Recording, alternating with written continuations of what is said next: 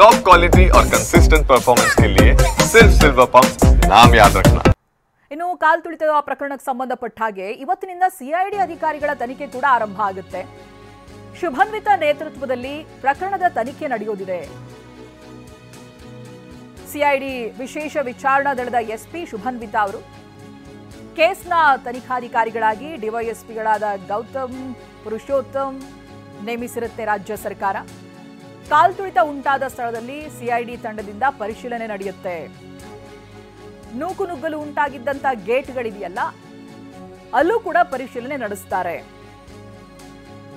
ಒಂದು gate number 7, ಅನಂತರದಲ್ಲಿ 19, 18, 16 ಹಾಗೆ ಗೇಟ್ ನಂಬರ್ 21 ಬಳಿ ಸಿಐಡಿ ತಂಡ ಪರಿಶೀಲನೆ ನಡೆಸ್ತಾರೆ. ಇವತ್ತಿನಿಂದ ಇದರ ತನಿಖೆ ಆರಂಭ ಆಗುತ್ತೆ. 11 ಜನ ಅಭಿಮಾನಿಗಳೇನು ಸಾವನ್ನಪ್ಪಿದ್ದಾರೆ ಕಾಲ್ ತುಳಿತದಲ್ಲಿ ಚಿನ್ನಸ್ವಾಮಿ ಸ್ಟೇಡಿಯಂನ ಬಳಿ.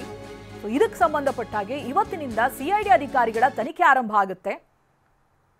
ಶುಭನ್ವಿತಾ ನೇತೃತ್ವದಲ್ಲಿ ಈ ಪ್ರಕರಣದ ತನಿಖೆ ಆಗುತ್ತೆ. ಇವರು ಸಿಐಡಿ ವಿಶೇಷ ವಿಚಾರಣಾ ದಳದ ಎಸ್ಪಿ, ಹಾಗೆ ಕೇಸ್ನ ತನಿಖಾಧಿಕಾರಿಗಳಾಗಿ ಅವರ ಜೊತೆಗೆ ಡಿವೈಎಸ್ಪಿಗಳಾದ ಗೌತಮ್ ಇರ್ತಾರೆ. ಪುರುಷೋತ್ತಮನ ರಾಜ್ಯ ಸರ್ಕಾರ ನೇಮಿಸಿದೆ.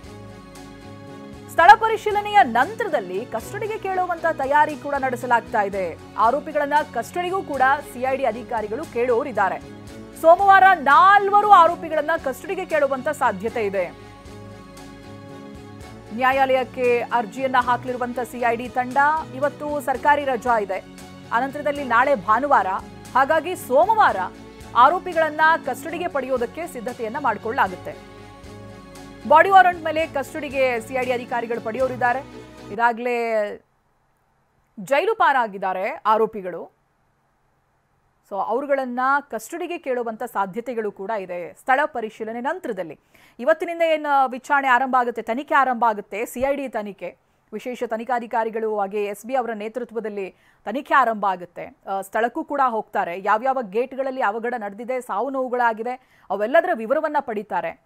ಹಾಗೆ ಈ ಹಿಂದೆನೇ ಡಿಸಿ ಭೇಟಿ ಕೊಟ್ಟಂತ ಸಂದರ್ಭದಲ್ಲೂ ಆದಂಥ ಬೆಳವಣಿಗೆಗಳನ್ನು ನಾವು ನೆನಪಿಸ್ಕೊಳ್ಬಹುದು. ಸಿಸಿಟಿವಿ ಫುಟೇಜ್ಗಳನ್ನು ಕೂಡ ಕೇಳಿದ್ದಾರೆ. ಎಲ್ಲ ಗೇಟ್ಗಳಲ್ಲೂ ಸಿಸಿಟಿವಿ ಇದ್ದೇ ಇರುತ್ತೆ. ಸೊ ಏನಾಗಿದೆ ಏನು ಅನ್ನೋದು ಆ ಫುಟೇಜ್ ಮೂಲಕವಾಗಿ ಗೊತ್ತಾಗಬೇಕು. ಹಾಗಾಗಿ ಅದನ್ನು ಕೂಡ ಕೇಳಿದ್ದಾರೆ.